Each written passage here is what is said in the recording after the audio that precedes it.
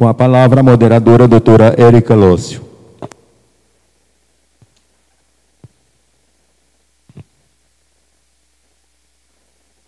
Boa tarde a todos.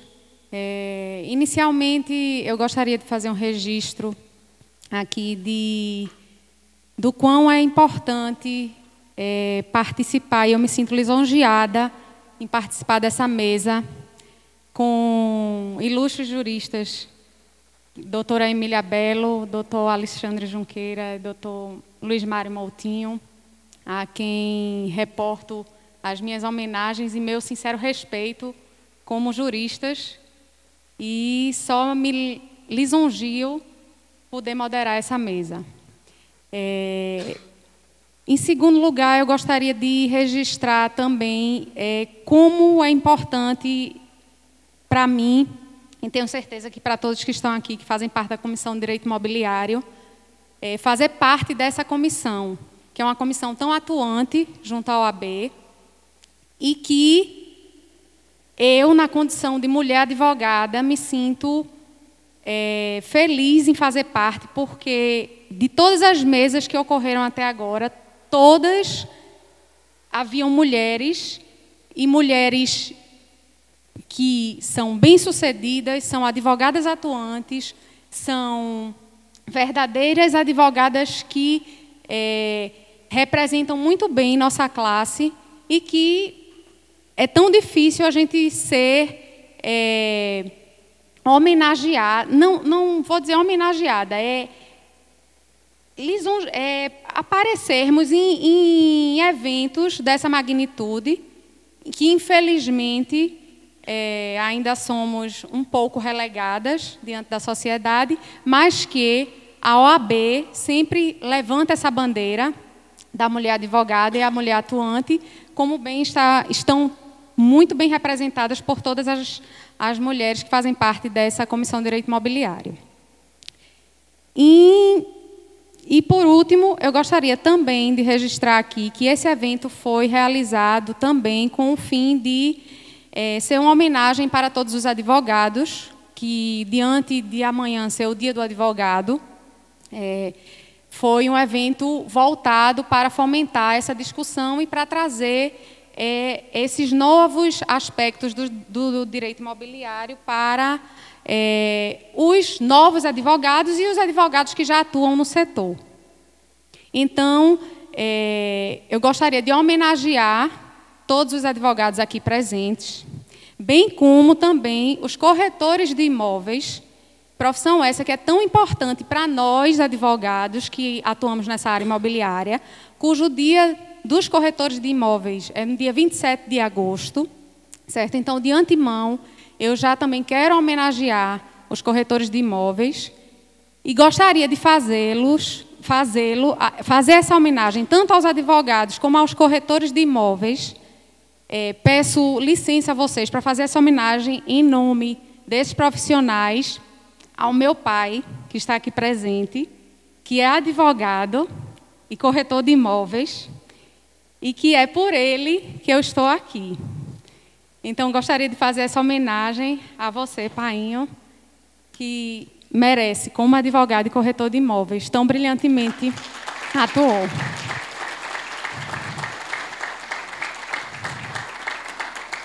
Mas que sua melhor qualidade é ser pai, o melhor pai do mundo.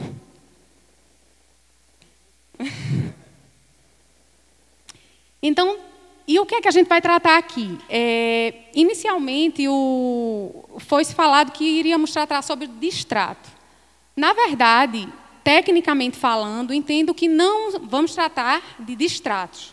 Por quê? Porque o distrato é um contrato que vai se extinguir obrigações que foram anteriormente tratados em um outro contrato, em um contrato anterior, que não é o que a gente vai tratar aqui especificamente.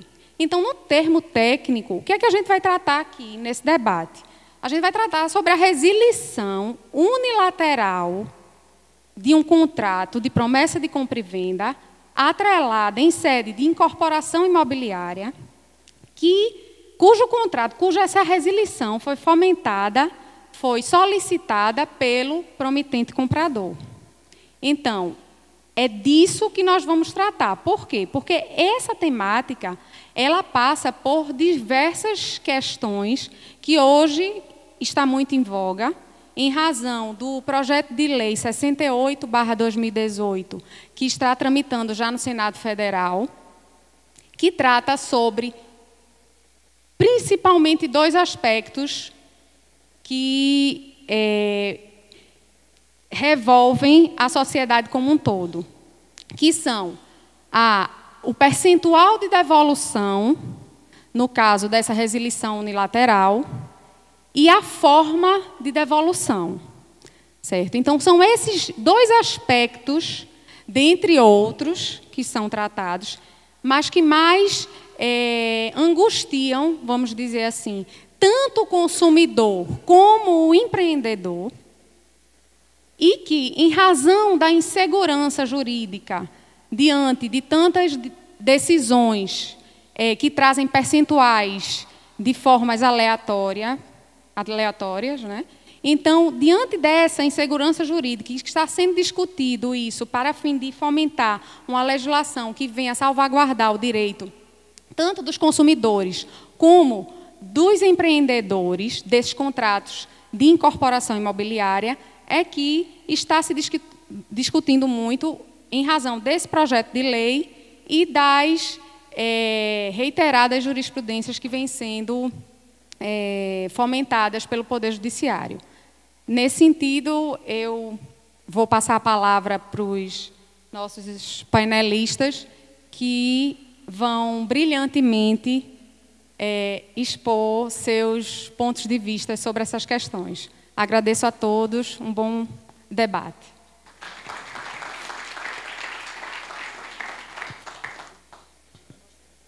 Gente, muito boa tarde, é um prazer estar aqui com vocês. Vejo aqui na plateia muitos amigos, né? Amigos, alunos, lá ao fundo também a comitiva de João Pessoa, também outros grandes amigos. É um prazer voltar aqui, eu sou fã do Nordeste, sou fã de Recife, fiz grandes amigos aqui. Nessa mesa aqui, curiosamente, a Emília, eu conheço ela há mais de 10 anos, né? Porque a Emília, por uma coincidência, na realidade, ela foi fazer mestrado junto comigo, lá em Lisboa. E aí, esse ano a gente se encontrou, falei, poxa, te conheço de algum lugar. Na verdade, ela era amiga da Maria Eduarda, que é casada com o Arthur, que era um grande amigo meu, que fez, acho que você não sabe disso, e que na verdade a gente fez intercâmbio na Inglaterra quando a gente tinha 17 anos. É muita coincidência, né? Vejam só. E o que nós vamos tratar aqui hoje, meus amigos? A gente vai tratar um pouco a respeito deste problema envolvendo a extinção contratual, que de fato não é algo novo. Mas por que se trata tanto agora? E aqui fazendo uma meia-culpa ao mercado imobiliário, né? Isso já existe há muito tempo. O instrumento particular de venda e compra, como disse o André aqui, não é nada de inventar a roda. Enfim, isso aqui já é algo muito antigo. E para quem já trabalhou no boom imobiliário, né, sabe que quando o adquirente ele procurava muitas vezes o empreendedor para fazer extinção contratual, o incorporador ele vinha de braço aberto. Dizendo o quê? Meu caro, se o sujeito pagava R$200 mil no imóvel, à época, 10 anos atrás, tinha muita procura e os imóveis estavam em valorização. Quando ele ia na incorporadora, a incorporadora vinha de braço aberto e falava assim, você não precisa ficar neste contrato, a gente quer o melhor para você. Então, a rescisão contratual nunca foi um problema para o mercado imobiliário. Você ia lá, eu já tive casos, meus amigos, que eu lembro, extinção contratual em 2004, o sujeito ia lá, na incorporadora, falava assim, olha, eu quero fazer extinção contratual. A incorporadora, claro, a gente quer o melhor para você, para a sua família. Mas, olha, eu quero receber tudo. Claro, a gente vai devolver. Quero receber tudo e atualizado e mais. Eu quero receber um valor pela rentabilidade, que eu sei que o imóvel valorizou. Eu já fiz distrato, o sujeito pagou R$50 mil, recebi R$80 mil. E ninguém reclamava disso. Mas aí, claro, o mercado se inverteu. O sujeito pagava R$400 mil e o imóvel, portanto, depois era revendido a R$200 mil. E aí ele ia na mesma incorporadora, a incorporadora fechava a porta. Ele falou, poxa, mas eu vim aqui há um tempo atrás, você falou que você queria o melhor para a minha família. Mas agora eu refleti melhor. E agora vem essa tremenda discussão a respeito dos intitulados, como muito bem a minha colega falou, tecnicamente não é o mais correto falar de extratos. Bom, mas vamos entender, então, para início de conversa, perdoem aqui, eu uso PowerPoint mesmo, não é a tecnologia aqui do André, tá? Mas funciona do mesmo jeito.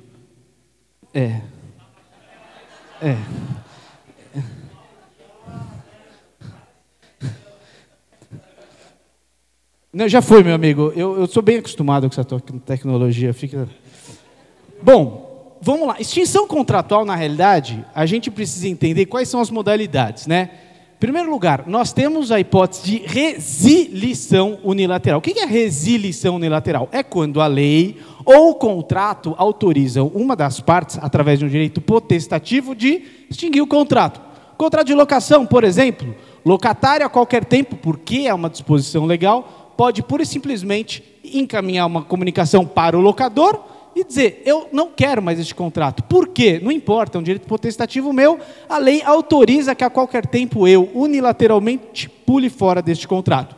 Se não estiver estipulado na lei, pode estar estipulado no contrato. Eu firmei ali um determinado contrato de prestação de serviços com alguém e estipulei que, após, sei lá, 6 meses de transcurso daquele prazo, uma das partes pode unilateralmente pôr fim ao contrato.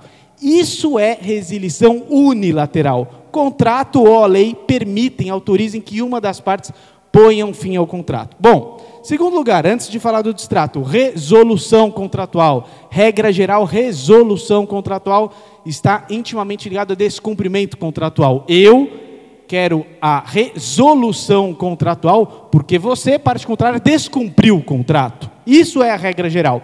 Resolução ainda pode ser realizada sem culpa das partes, hipótese de caso fortuito ou força maior, né? Ou ainda resolução por onerosidade excessiva, que a gente não vai ter tempo de tratar aqui. Por fim, a gente tem ainda a questão dos distratos, que a doutora Érica muito bem pontuou, como dizia o Pontes de Miranda, é um contrato que põe fim a um outro contrato, né? Nada mais é do que um encontro de vontades. Alguns, de forma menos técnica, dizem que o distrato seria a resilição bilateral. Os efeitos são distintos, não vale a pena aqui tratar. Mas, enfim, o distrato ele é um acordo de vontades. E não é isso que acontece hoje na prática imobiliária, quando uma das partes pretende pôr fim ao contrato. Por fim, o que é rescisão contratual? Rescisão contratual no direito civil hoje é a forma menos técnica de você tratar a extinção dos contratos. Se vocês buscarem, fizerem lá procurar no Código Civil, vocês vão ver que o legislador, em 5 oportunidades, ainda mantém o termo rescisão contratual no Código Civil. Mas sempre quando vocês forem fazer a leitura, vocês vão verificar que, por exemplo, não me recordo que tipo contratual que fala, mas fala, ocorre rescisão contratual quando uma das partes descumprir... Opa, isso não é rescisão contratual, isso é hipótese de resolução contratual. O que é rescisão contratual? É um termo que a gente ainda, do Código Civil de 1916, que a gente acaba ainda hoje se utilizando, mas a forma é a forma menos técnica de tratar de extinção contratual. Muito bem, meus amigos. Agora, o que é, portanto, o que determina na incorporação imobiliária? Existe a previsão legal de uma das partes por fim ao contrato a qualquer tempo, de forma unilateral? Existe isso na lei? A lei de 1964, a 4.591, já dizia, artigo 32, parágrafo 2º, os contratos de compra e venda, promessa de venda, cessão ou promessa de cessão de unidades autônomas são irretratáveis. Meus amigos, qual era a ideia do legislador e de certa forma, correta? Qual era a ideia?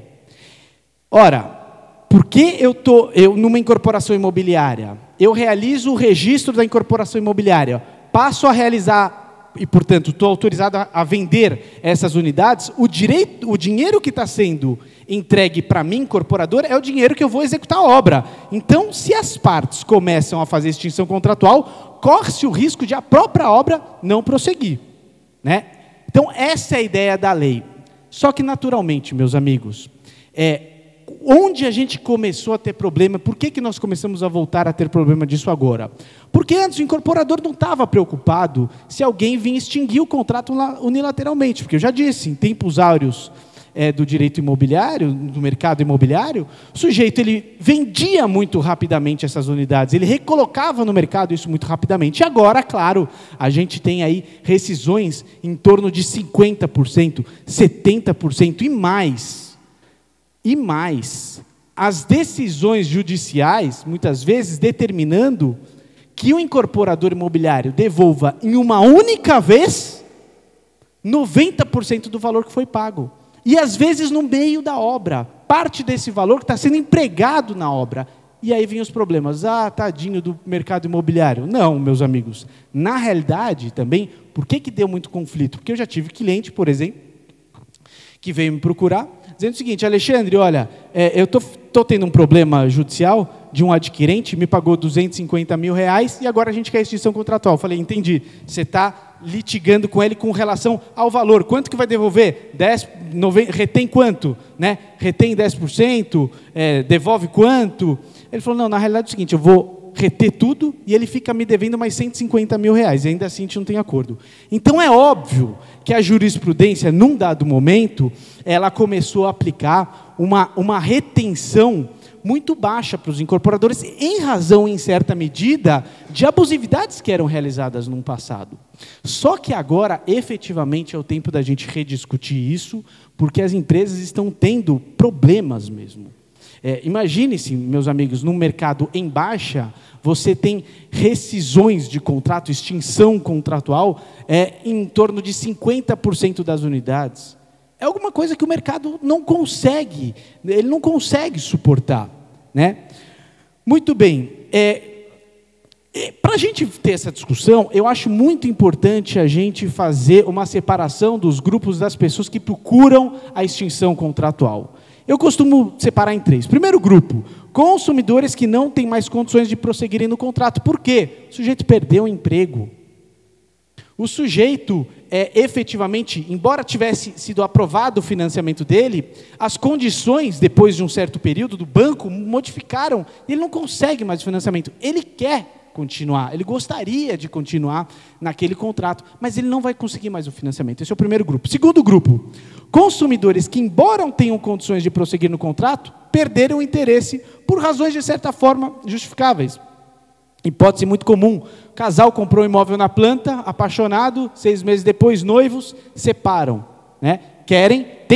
Teriam condições financeiras, mas tem, de certa forma, uma justificativa razoável para pôr fim àquele contrato. E, por fim, a gente tem o terceiro grupo, que são consumidores ou não, que às vezes são investidores, que, sem qualquer justificativa, desistem do contrato. É a hipótese do sujeito que compra ali, isso acontece bastante em São Paulo, o sujeito compra uma laje comercial num edifício novo, depois de 6 meses, há um lançamento num valor melhor, ele percebe que vale a pena ele extinguir o contrato. A retenção, muitas vezes, é uma retenção muito pequena, que o Poder Judiciário determina, vale a pena ele extinguir o contrato com aquela incorporadora e comprar no imóvel ao lado. Então, essas são as questões que nós temos que começar a refletir um pouco maior. Eu acho importante a gente fazer essa caracterização pelos grupos, né? Muito bem. E por que se fala em resilição unilateral? Ora, se a própria lei diz que o contrato ele é irretratável, por que a gente está falando em resilição unilateral? Porque o STJ determinou que é uma hipótese, embora ele fale sobre resolução contratual, e está certo, porque é descumprimento, na prática, o que o STJ autoriza é qualquer pessoa, a qualquer momento, pode pôr fim ao contrato. Ele qualifica como resolução de contrato. O que diz a súmula que a Emília vai tratar um pouco melhor? Na hipótese de resolução do contrato, submetido ao CDC, deve ocorrer a imediata restituição das parcelas pagas ao promitente comprador, integralmente, em caso de culpa exclusiva do promitente vendedor consultor, ou parcialmente, caso tenha sido o comprador quem deu causa ao desfazimento. Né? Ou seja, autoriza que, mesmo na hipótese de o consumidor ter dado causa ao desfazimento, que o contrato seja resolvido. O que faz na prática, meus amigos, a súmula 543, ela revoga o artigo 32 e autoriza a qualquer momento que se possa pôr fim ao contrato. Bom, em São Paulo, da mesma forma, a súmula primeira também do Tribunal de Justiça de São Paulo de uma forma muito parecida, diz: compromissário e comprador de imóvel, mesmo inadimplente, pode pedir a rescisão do contrato e reaver as quantias pagas, admitida a compensação com gastos próprios de administração e propagandas feita pelo compromissário comprador. Sumiu. Para mim, sumiu para vocês? Não. Tá. Muito bem. Em razão disso, quais são as problemáticas? Qual o valor a ser reembolsado ao consumidor? Como a gente viu, meus amigos, eu tenho decisões em São Paulo, há julgados autorizando a retenção de 10, 20, 30, 40, e alguns casos mais recentes autorizando uma retenção até de 50%. Poxa, mas uma retenção de 50% não é uma retenção muito alta? Não sei. Se hoje em dia você está comprando um imóvel de R$1 milhão, meus amigos, em São Paulo, na crise imobiliária que está, se eu chegar com esse copo plástico de entrada, eles aceitam. Será que, poxa vida, então, se eu quiser a rescisão contratual, eu preciso receber metade desse copo plástico? Não. Talvez seja mais razoável que eu pague sim uma multa, porque eu quis dar fim ao contrato sem qualquer tipo de motivação. Eu não sei se é correto a gente tratar isso tão somente em razão dos percentuais. Olha, faz a retenção, é um pouco necessário verificar um pouco o caso concreto, verificar, sim, quais são os motivos que levam o consumidor a pleitear a extinção contratual. E se for o caso, meus amigos, pela impossibilidade, a gente não está falando de resilição unilateral, a gente está falando em resolução contratual por descumprimento do consumidor e ele tem que realizar o pagamento de alguma penalidade, né? Muito bem. Quando o valor deve ser devolvido ao consumidor? Imediatamente, aguarda-se a conclusão das obras, né? Há um projeto de lei, e a Emília vai tratar também sobre isso, alguns incorporadores, a meu ver, de forma razoável, vão dizer o seguinte: olha, eu autorizo que você desfaça o contrato, só que eu não autorizo que seja desfeito agora, porque eu estou utilizando o dinheiro que você paga para conceber esse empreendimento. Vamos aguardar a entrega das chaves, eu vou receber um valor maior aí do repasse, enfim, e aí depois eu faço a extinção deste contrato, faço o desfazimento. O Poder Judiciário normalmente determina que seja realizado o desfazimento imediatamente, né?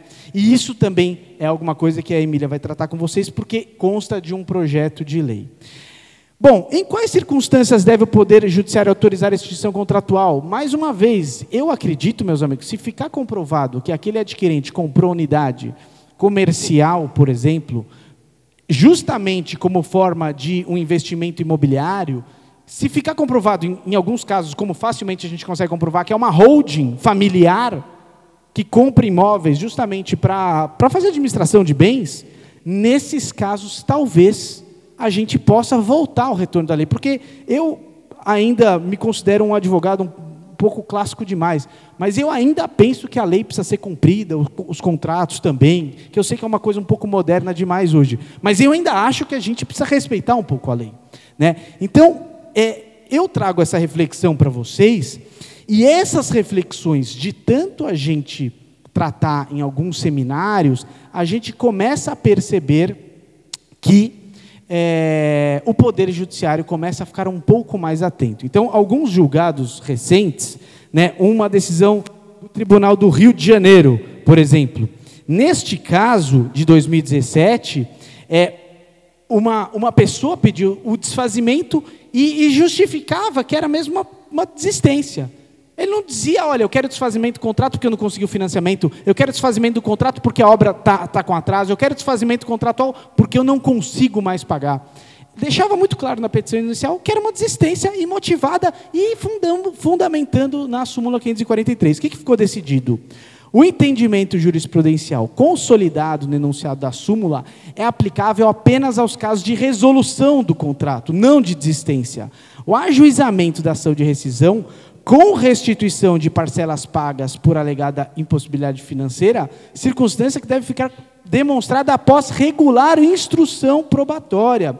Em um outro julgado, esse aqui é um caso meu, muito interessante também, isso acontecia muito. O sujeito procurava a incorporadora dizia: olha, eu não me oponho o senhor fazer a rescisão, vamos fazer, inclusive, de uma forma bilateral, vamos fazer um distrato. A gente assina um distrato, fez-se ali uma negociação de valores, o sujeito assina o distrato e depois propõe uma ação judicial chamando resolução contratual. Mas olha, mas já foi distratado, não há mais o que ser resolvido. Não, mas eu quero questionar os termos desse distrato. Poxa, mas se é um negócio jurídico perfeito, se não houve qualquer tipo de vício de consentimento, quais as razões de ser alteradas isso? Então, a gente teve uma decisão judicial, agora algumas lá em São Paulo, que depois que o sujeito procura a incorporadora, se ele não concorda com os termos sugeridos no distrato, que propõe uma ação judicial. Não é razoável assinar um distrato e depois propor uma ação dizendo, eu estava brincando, esse distrato era só para eu levantar o dinheiro, agora eu quero mais. Né? Então, o que ficou decidido nesse julgado? Não podem os autores, logo após a assinatura do distrato, pretender rediscutir as questões contratuais que foram consolidadas pelo próprio distrato. Mais do que isso, meus amigos, patrimônio de afetação. Você, eu acho que a Emília vai tratar isso um pouco mais, você coloca em risco, naturalmente, o patrimônio de afetação quando você tem distratos num percentual de mais de 50% das unidades, 60% das unidades. Então, qual que era o meu papel aqui? Aproveitar que tem um juiz, mostrar assim, né, que na realidade a gente precisa rediscutir essas questões hoje, e é justamente essa nossa ideia, né, trazer à tona essa discussão. E mais uma vez eu agradeço muitíssimo a atenção de vocês. Desculpa se eu me excedi no tempo, mas eu já estou ansioso aqui para ouvir a Emília. Obrigado.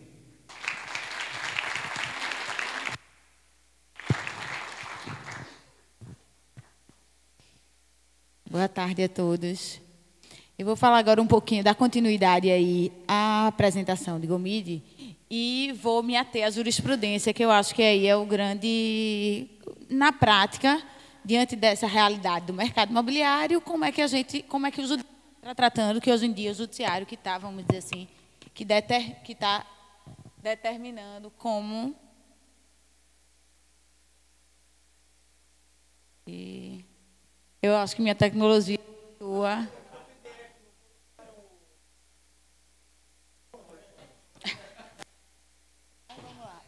Tem uma que está em slide, facilitaria.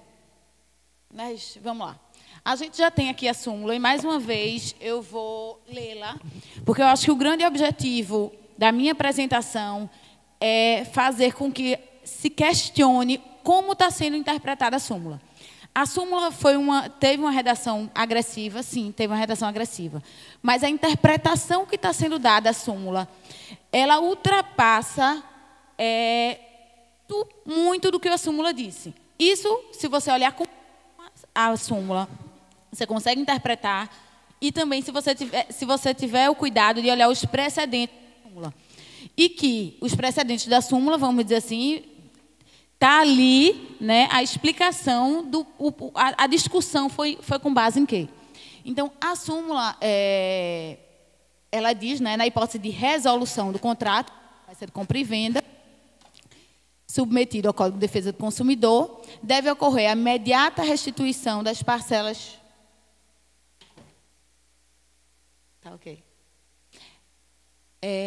A imediata restituição das parcelas pagas pelo promitente comprador, integralmente em caso de culpa exclusiva do promitente vendedor construtor ou parcialmente, caso tenha sido o comprador quem deu causa ao desfazimento. Com base nessa redação, o que é que a jurisprudência em massa vem concluindo?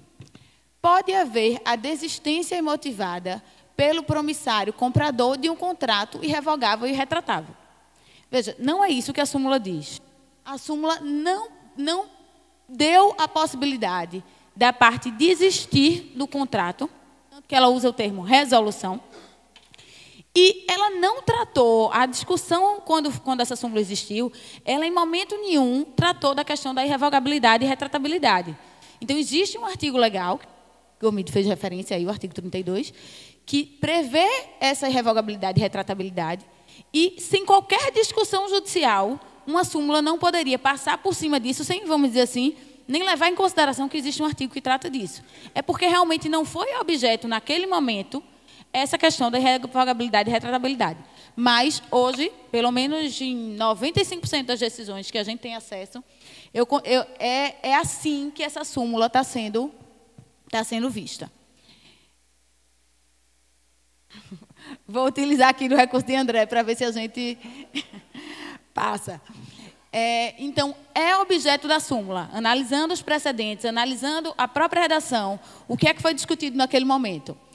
Prazo de devolução das parcelas pagas quando ocorre uma resolução do contrato. Esse é o objeto da súmula. A discussão naquele momento era: essa devolução tem que se dar de forma imediata ou essa devolução deve ficar quando da conclusão da obra. Todos os precedentes trazem essa discussão como pano de fundo. Então, o que a gente pode dizer aqui, foi debatido? Foi. O objeto do debate foi esse aqui. Momento de devolução, considerando uma resolução do contrato. Não se tratou de revogabilidade e retratabilidade.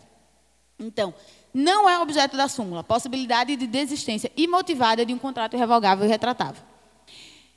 Aí, só para complementar, né, a súmula diz: caso tenha sido o comprador quem deu causa ao desfazimento do contrato.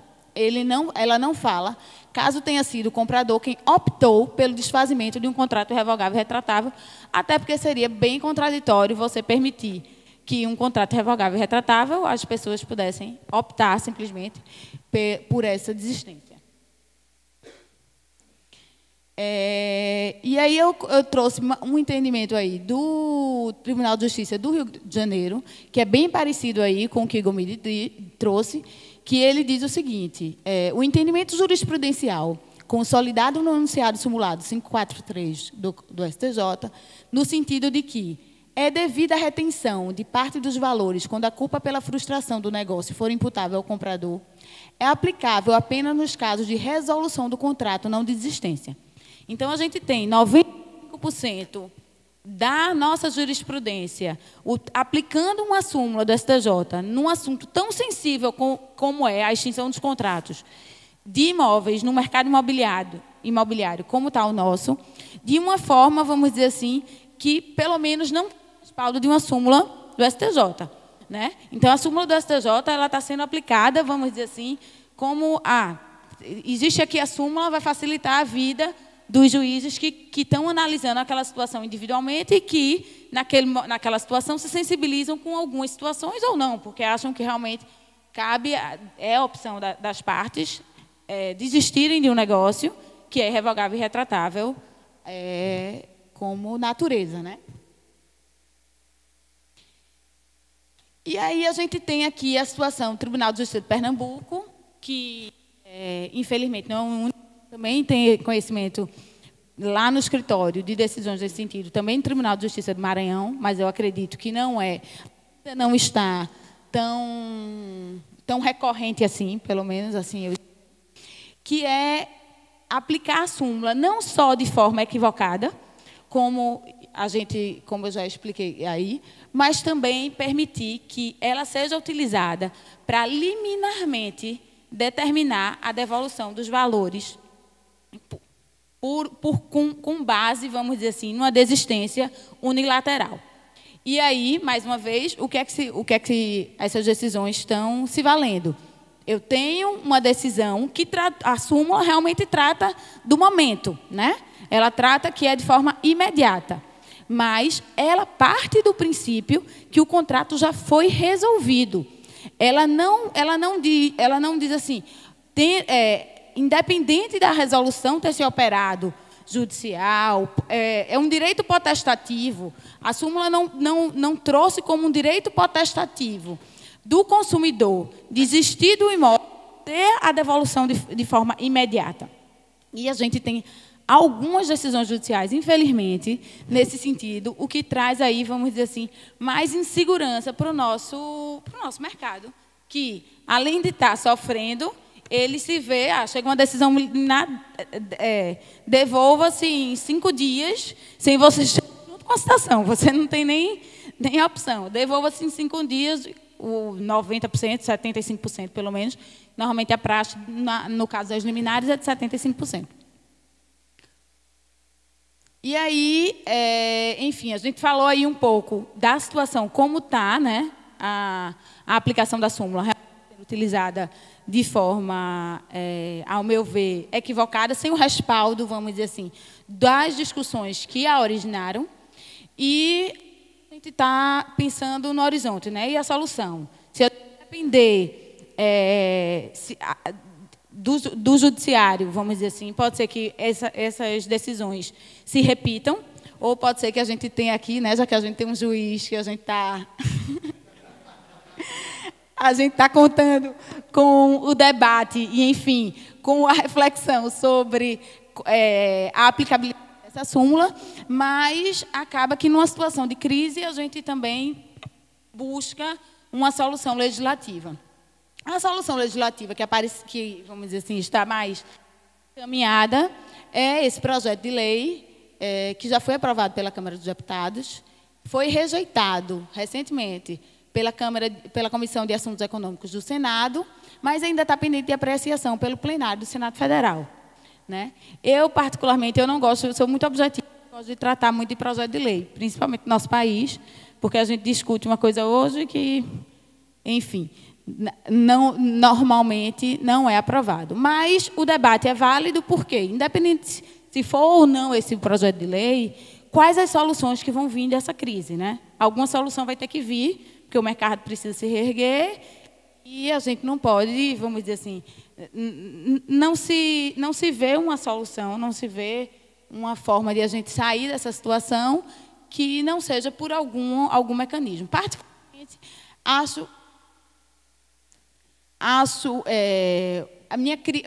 minha crítica não, a pena que eu tenho do projeto de lei é porque como já está muito ruim, então vem uma solução que não é tão ruim assim para o mercado, mas que acaba que ele esquece o artigo 32. Então, com esse projeto de lei, se torna possível, sim, a desistência unilateral de um imóvel, né, da aquisição de um imóvel. Então, parte-se desse pressuposto e se discute o que é que se vai devolver. E aí a gente tem duas regras, aí também não adianta a gente aprofundar, vamos dizer assim, demais, mas mais para vocês verem qual o debate que hoje está prevalecendo, que nos dois casos se permite a desistência com as seguintes deduções. A dedução integral da taxa de corretagem, se o empreendimento for sem patrimônio de afetação, pode-se deduzir 25% do valor pago, com o patrimônio de afetação, 50%. E o prazo de devolução para os empreendimentos sem patrimônio de afetação é em até 180 dias após o desfazimento do negócio. E, no caso de com patrimônio de afetação, 30 dias após o habite-se. Em qualquer dos casos, esse projeto de lei prevê que, se acontecer a revenda do imóvel, em 30 dias deve ser devolvido o valor, e aí justamente não a proteção que existe para que a incorporadora não tenha que se desfazer de um valor que está empregado na obra, mas se eu conseguir por outro caminho que esse valor que está empregado na obra, vamos dizer assim, seja incorporado a empreendimento, justíssimo que isso seja antecipada a devolução. Sempre haverá incidência de correção monetária, eu quis ressaltar aí, porque o prazo está extenso, né? Direito de arrependimento por 7 dias. Então, isso é uma novidade que o projeto de lei está trazendo. Como a gente sabe, as compras feitas pela internet, já existe uma lei que permite que você desista, né, da aquisição. Ele trata do imóvel como se fosse essa mesma realidade. Particularmente, acho que não teria essa necessidade, que ninguém compra um imóvel por impulso, como acontece na internet, ninguém compra um imóvel sem ir lá. Esses 7 dias, vamos dizer assim, não se justificam, mas também acredito que a repercussão desses 7 dias não seja, vamos dizer assim, tão relevante, né? Porque a pessoa não escolhe adquirir um imóvel para, já que eu posso desistir, eu vou comprar e vou pensar em 7 dias. A reflexão é muito anterior. E, de qualquer forma, também, se houve fruição do imóvel, a dedução aí dos valores decorrentes da posse, que é um percentual pela fruição do bem, e taxa de condomínio, enfim, IPTU, tudo relacionado, que isso daí se adiciona a aquelas deduções que são previstas. Aí, só falando bem rapidamente, esse projeto de lei também prevê, vamos dizer assim, passa a ter previsão legal, cláusula de tolerância de 180 dias, que é praxe do mercado, 180 dias corridos, e prevê também que, depois disso, o consumidor, ele pode resolver o contrato e receber uma multa, ou, se ele não quiser resolver o contrato, ele vai receber uma indenização de 1% por mês sobre o valor pago ao consumidor. Então, eu quis trazer aí para vocês, como objetivo principal, a gente interpretar, entender como essa súmula está sendo aplicada na jurisprudência e ter um olhar um pouco mais atento para a gente ver se a gente consegue que algumas, ao meu ver, decisões arbitrárias, como, por exemplo, até liminarmente de devolução, veja, é aquela história, o juiz tem o poder. O complicado é o fundamento, se ele entender, pelas razões que cada caso é um caso, enfim, o complicado é ele se valer de uma súmula que não debateu isso. Então, você pode dar liminar, você pode. De acordo com aquele caso concreto, você tem seu livre convencimento. Mas não porque tem uma súmula que diz isso, porque a súmula não debateu isso, a súmula não diz isso. Se a gente tiver um olhar com mais cuidado sobre essa súmula, a gente pode chegar a essa conclusão. É isso.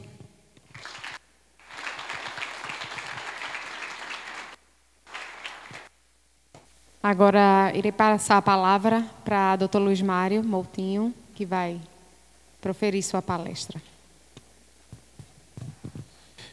Boa tarde a todos. Oi? Não, tem não. Para não ter... Eu não trouxe a apresentação. Meu nome é Luiz Mário, já foi dito, eu conheço aqui essa casa, eu me sinto muito à vontade. E, às vezes, os advogados vão no meu gabinete, eu estou até mais formal do que de costume, né? Eu digo, doutor, dá licença. Então, doutores, me dê licença pela ausência da gravata, né? Não, detesto isso. Eu nasci com um problema, sem pescoço, então fica no queixo a gravata. É péssimo. Parabéns ao senhor pelo Dia dos Pais e pela homenagem da filha. Eu quero homenagear a todos, que domingo é Dia dos Pais, e eu também sou pai, e as mães já tiveram sua vida. Falar depois de Gomide, vai chegar a tua hora, Gomide. Você não, que mulher, né? Tem a Lei Maria da Penha. Então, mas eu estou em casa, né? A advocacia me encanta, porque é o espaço criativo enquanto o Watson deixar.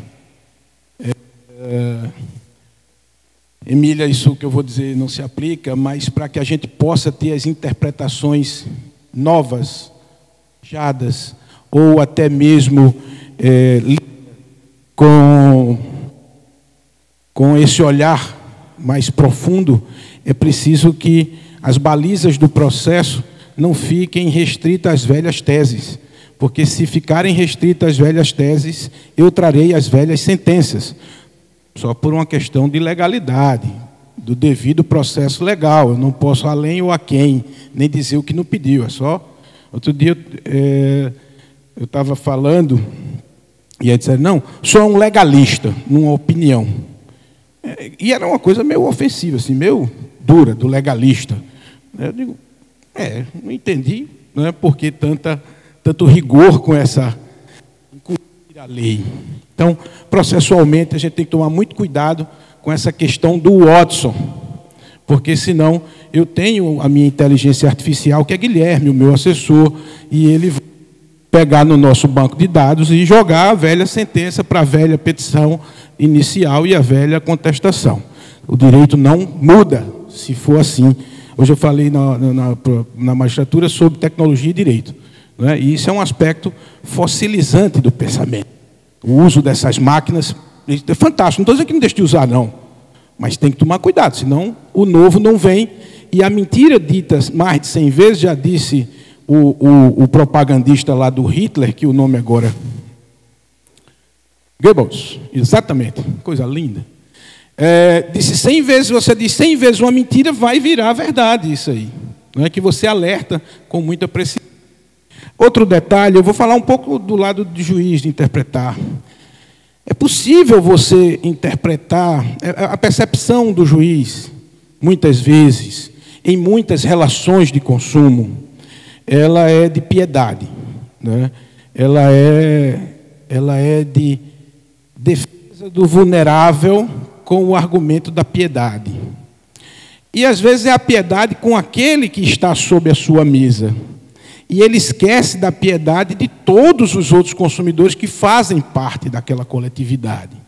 E ele vai para casa com a consciência tranquila, fiz um bem a um consumidor, cumpri o determinado, acabou com o consumidor, porque ele acabou com o sistema, ele acabou com um determinado serviço. É preciso voltar um pouquinho para entender essa lógica protecionista equivocada às vezes.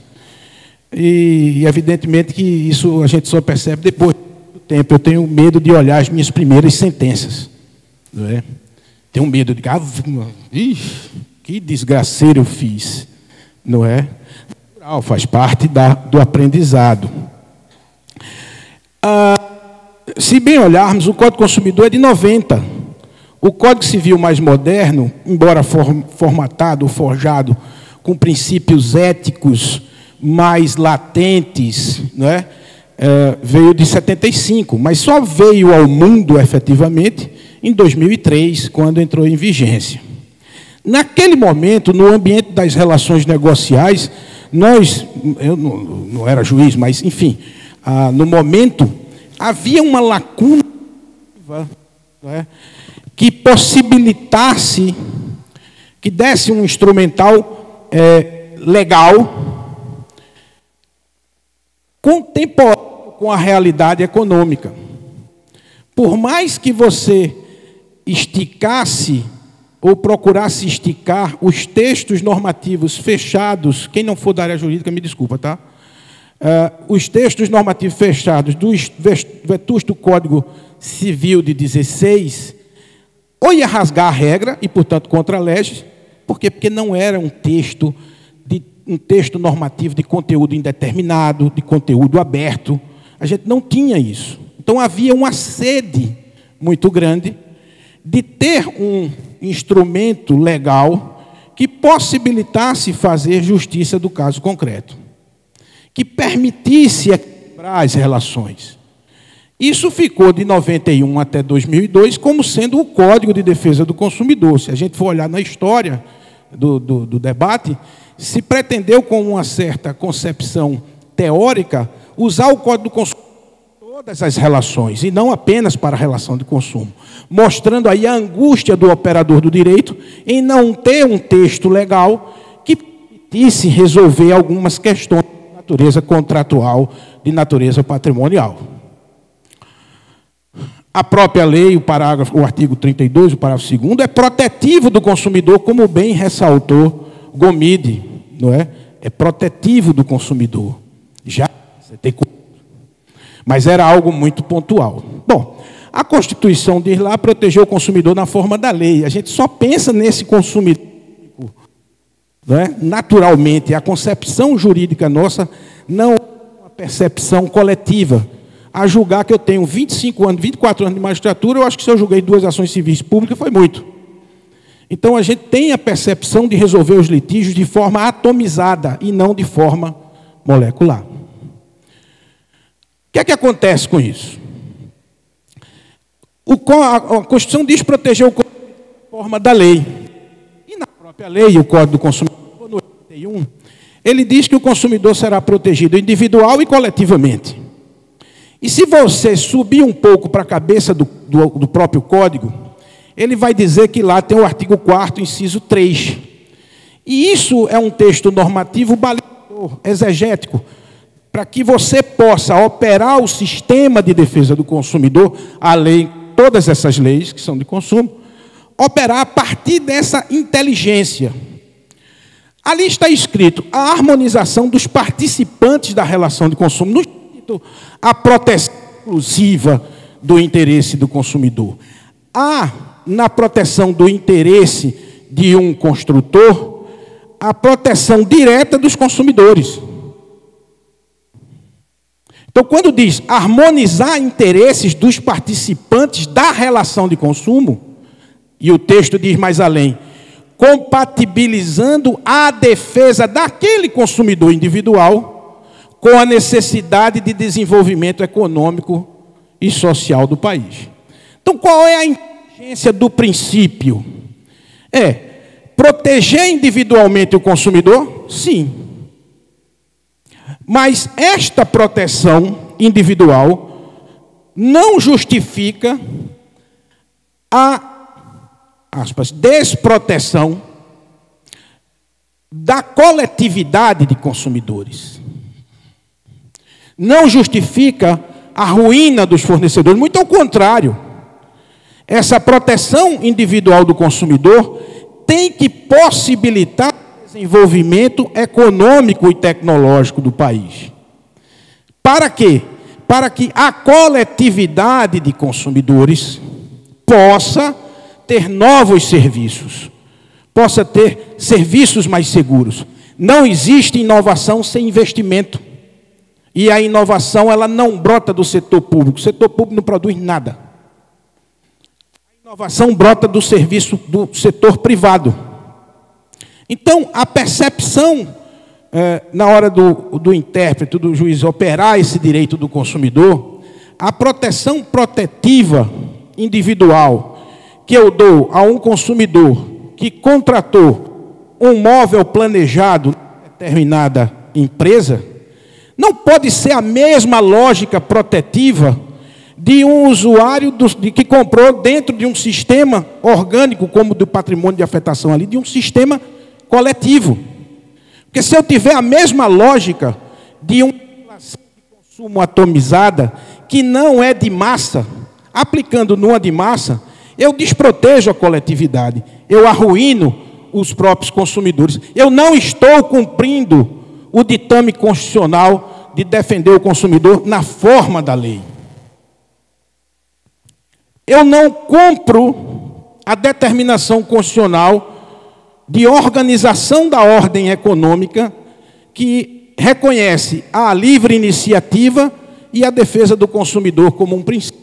Então, é preciso separar a exegese dos textos normativos de consumo dada em relações individuais, sem grande repercussão de massa, como numa relação de um erro médico, de um atendimento hospitalar mal feito, de uma repercussão no setor da economia que gera emprego, desde a pessoa mais simples até o mais sofisticado calculista da construção de um prédio, que vende antecipadamente a um grupo de pessoas que financia aquilo ali. Eu não posso ter a mesma lógica. Então, Emília, como súmula é igual a texto normativo legal, que a gente termina, é extrair deste texto normativo sumular a norma que nele está contida na perspectiva coletiva de interesse de todos. É absolutamente possível, sem significar desproteção de consumidor. Isso é um ponto que eu queria deixar em termos só de interpretação e de exercício, porque de criação de teses, isso é para advogado. E um outro ponto que eu queria deixar, acho que agora eu tenho que fazer assim para mim, porque sumiu. Agora, acho que foi a placa da minha, me deu 5 minutos. Porque deu terror. Bom, eram essas as colocações em termos de exegese, né, do sistema de defesa do consumidor. O próprio Código diz que as leis... Sim, me lembrei. Vou ficar do lado agora dos advogados. Há, de fato, um indesejável protagonismo judicial. Outro dia o cara está dizendo assim, não, porque o princípio da elasticidade dos princípios. Eu digo, pelo amor de Deus, vai parar aonde, cara? O princípio... Veja. Eu não sei por que é. Né? Eu não sei por que é. Mas eu vou pegar um setor regulado, melhor regulado. Isso não vai dar segurança. Essa lei, esse projeto de lei, não vai dar segurança. Ele não resiste ao princípio da elasticidade dos princípios. Ele não resiste. Né? E não é declarar inconstitucionalidade. Isso é que é o problema. A gente pega texto que eu olho muito, e eu faço isso. Né? Eu faço isso.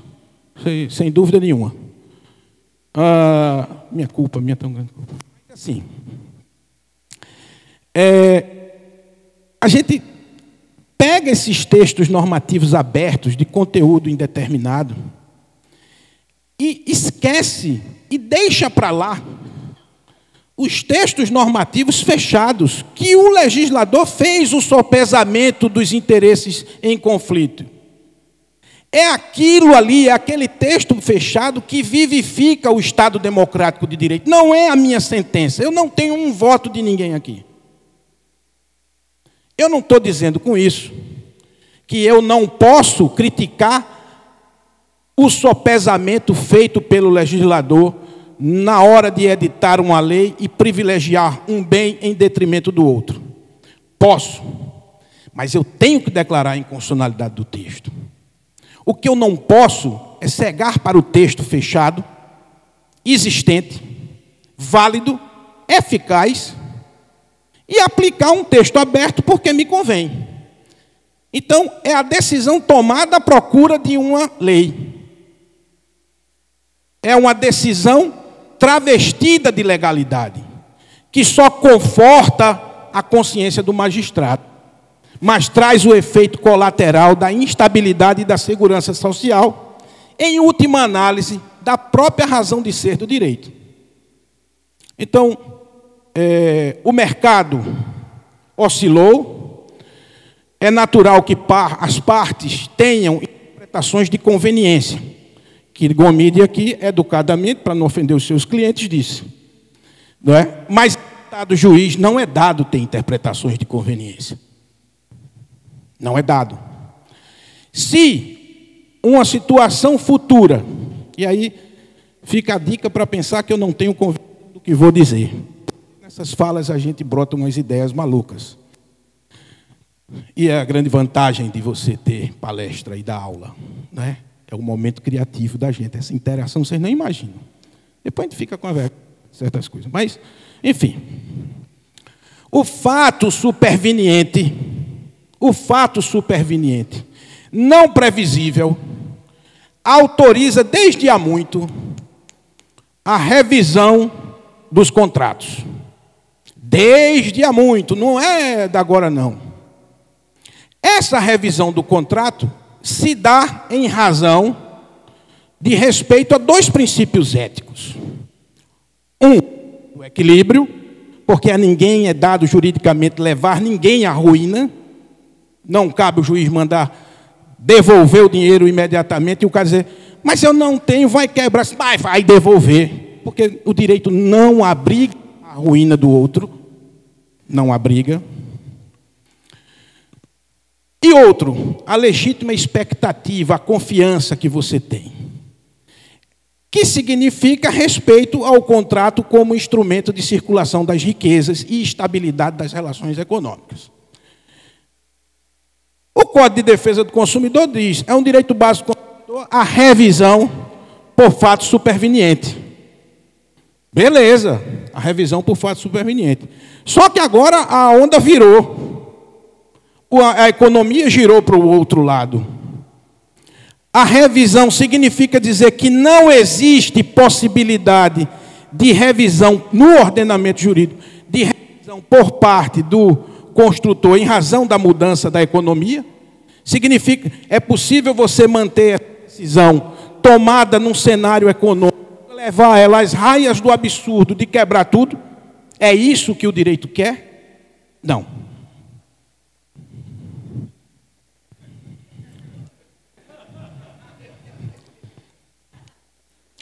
A próxima palestra que eu der vai ser lá no meu gabinete. Porque o cara na casa dos outros. O cara na casa dos outros é uma bronca, né, velho? E juiz acostumado a mandar, né? Então fica a ideia para pensar num outro evento, se a revisão, a mudança da economia autoriza a releitura da própria súmula, que é, em última análise, um texto normativo sumular que a gente está vinculado, portanto, quase como se fosse uma lei. Segundo o advogado doutor Gomide, né? O meu tempo acabou, e imagino que a paciência de vocês também. E estava ótimo, você levantou logo assim, ó. Estava ótimo. Agradeço a todos a paciência, não é? Gomide, todos são. Agora mexendo, né? Tem mexendo, Gomide? Gomide é o coordenador lá da nossa pós de Direito Imobiliário. Professor Melim é de lá da nossa pós. Professor Abelha agora não conhecia. Pensa numa abelha boa. É só. É professor nosso também, não é? Enfim, e aqui está cheio de alunos, a todos vocês, muito obrigado, um grande abraço.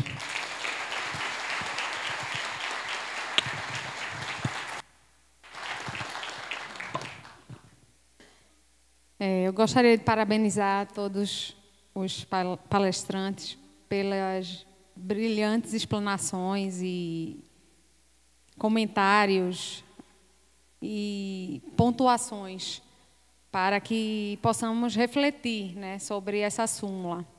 Mas, a fim de fomentar o debate, eu tenho um questionamento para o doutor Alexandre. Com relação a esse percentual que o STJ e as decisões judiciais determinam em torno de 10% a 20%, não é? E que acaba não passando disso, não é? Isso não redundaria num enriquecimento ilícito do próprio consumidor, considerando as despesas que as incorporadoras têm quando da contratação, como, por exemplo, até o pagamento da comissão de corretagem, que é sobre o valor total do contrato, que se você até for repercutir, às vezes é maior do que o que se tem que devolver, não é?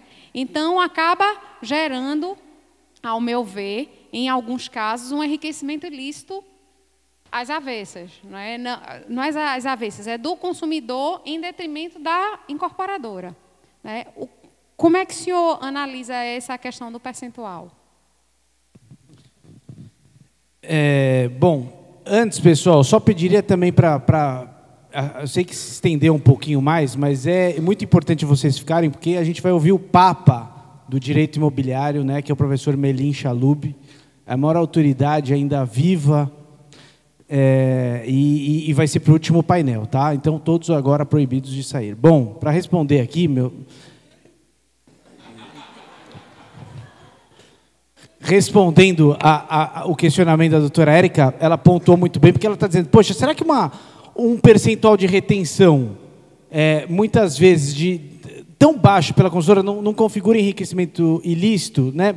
E muitas vezes você precisa devolver, inclusive, a comissão de corretagem? Assim, em São Paulo, pelo menos, tem feito essa separação muito bem. Se o resultado útil foi atingido, se a extinção contratual se dá por culpa do consumidor e não por atraso de obra, a comissão de corretagem ela é devida. E, claro, o corretor trabalhou, e o resultado útil foi atingido, então, devolução da comissão de corretagem, não. Agora, em São Paulo, a gente tem tido autorizado retenções cada vez maiores. 10% a 20% hoje é difícil, é pelo menos de 30% a 40%. Agora, tem um juiz, tem um desembargador, o Francisco Loureiro, que ele tem feito uma coisa muito interessante. Ele tem dado decisões pedindo para retornar à primeira instância para fazer uma liquidação de sentença para saber, e às vezes a gente esquece de fazer, quanto tempo, é o Francisco Loureiro, Melim, quanto tempo demorou para que este imóvel fosse recolocado à venda?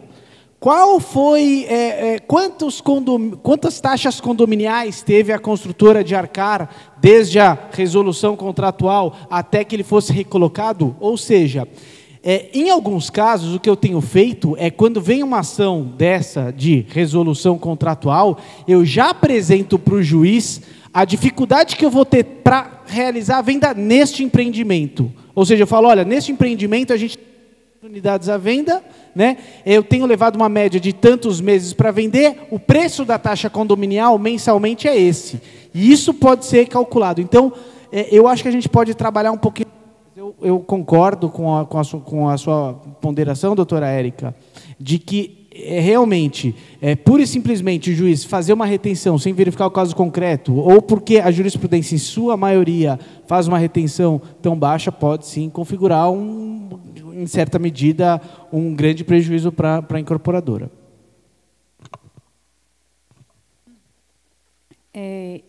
E para o senhor, doutor Luiz Mário, com relação ainda ao contrato, né, a essa resolução, né, contratual,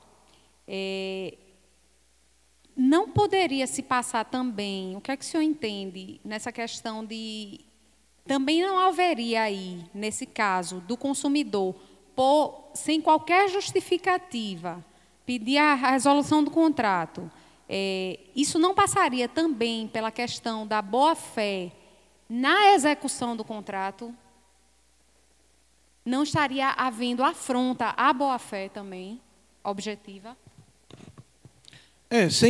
Sem dúvida que houve uma frustração de legítima expectativa, porque o cumprimento natural do contrato é o pagamento integral do preço e a entrega do objeto adquirido, né? Sem dúvida, houve uma frustração de legítima expectativa quanto ao negócio jurídico. Mas, quando se tem esse entendimento de permitir o distrato, a linguagem coloquial, e a devolução, evidentemente que o intérprete, como é um princípio da boa-fé, ele não é o único. Então, nessa decisão, ela não fica explícito, mas ela são outros princípios, né? O princípio da vulnerabilidade, o princípio da boa-fé, ele deixou ele num segundo plano. Ele preferiu outro princípio, ou ele sopesou e preferiu o da vulnerabilidade, puniu com...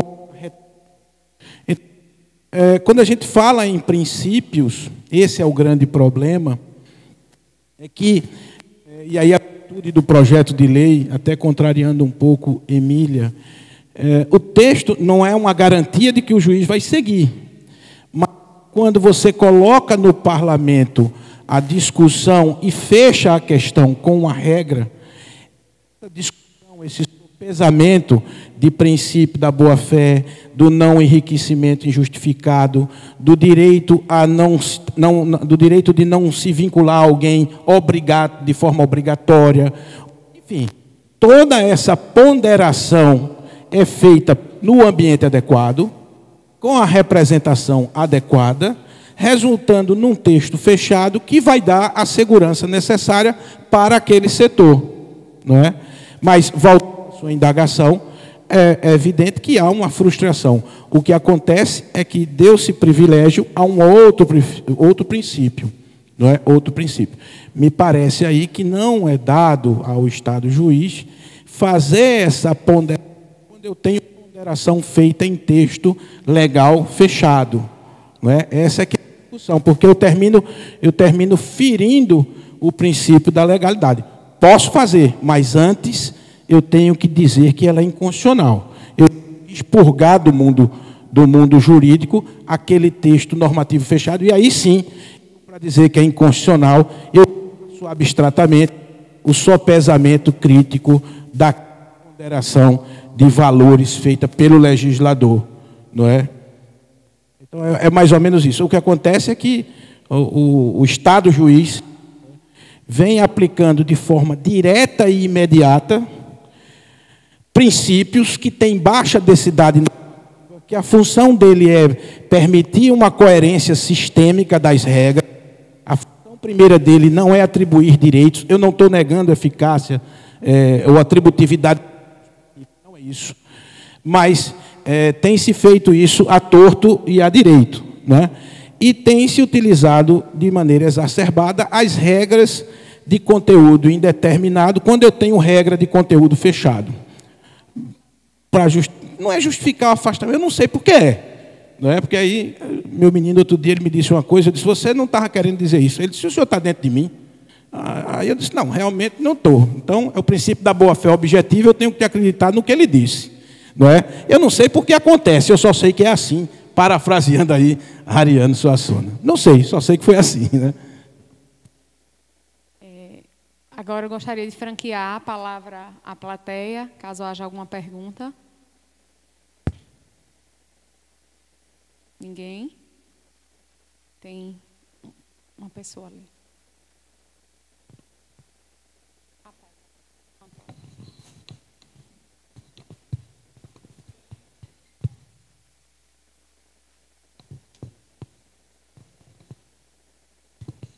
Boa tarde. É só para reforçar o que o doutor Luiz falou. Ano passado, quando existiu no hotel aqui, inclusive promovido pelo próprio Instituto, junto com a CBN e o ministro, a presença dos ministros, inclusive da STJ, eu tive a oportunidade, falhou comigo também, eu tive a oportunidade de questionar ao ministro sobre que na edição da súmula, né, se você lê toda a discussão judicial que gerou, o STJ disse que uma das coisas para se chegar no percentual é que não causaria prejuízo às construtoras e às incorporadoras, enfim, porque voltaria a ser colocado à venda o imóvel. E por isso a razão de se chegar ao valor de 10% a 20%, 25%, né, e podendo até ultrapassar, dependendo de cada caso, né. Em Recife, aqui em Pernambuco, de fato, a média é de 10% a 20% mesmo, né, e aí eu questionei a ele se ali foi feito, na verdade, uma foto do momento econômico, né, e daí saiu uma súmula de um momento econômico que é muito variável, e a gente sabe que o mercado imobiliário, a cada 7 anos, ele muda de configuração, né. Ele disse que, enfim, não chegou essa discussão ainda para o STJ dessa maneira, né? E, enfim, realmente o percentual aí foi de uma foto de uma época do momento econômico do país, né? E aí o questionamento aí que eu faço em relação a isso. Veja, eu vou trazer o exemplo de, independente de, chegaram a uma conclusão, mas em economia, o ministro está aqui não, né? Estão filmando isso, não, porque ele inclusive é meu amigo pessoal, mas assim, está acontecendo muito na magistratura, que é o voo cego sobre conteúdos estranhos ao direito, como atuária, economia, finanças. E aí se judicializa e se tira da cartola. Isso aqui não quebra. De onde? Não é? O preço da operadora de plano de saúde, o aumento de 60% é muito. Depende. Se aquela massa de vidas for de pessoa de 10 anos de idade, a média é muito. Mas se for de 110 anos, é de graça. Então, se puxam argumentos econômicos ou se tiram conclusões econômicas que não se sabe de onde tirou. Eu não vou entrar no exemplo da questão da súmula 7, de olhar, senão vou responder um processo comigo. Né? Mas, assim, vamos por hipótese que aquilo é uma fotografia partindo dessa premissa, você faz o distinguish. Não é? Como eu tenho a ratio decidente do caso que o juiz está vinculado, você tem que desenhar. Agora, o Watson não vai fazer isso para você. Essa é a bronca. Se o seu computador está com aquelas 3 teclas apagadas, Ctrl+C e Ctrl+V, e o resto está tudo limpinho, bem assim, é porque você não está pensando, não está digitando, você está cortando, não estou dizendo que é o seu caso, está longe de mim.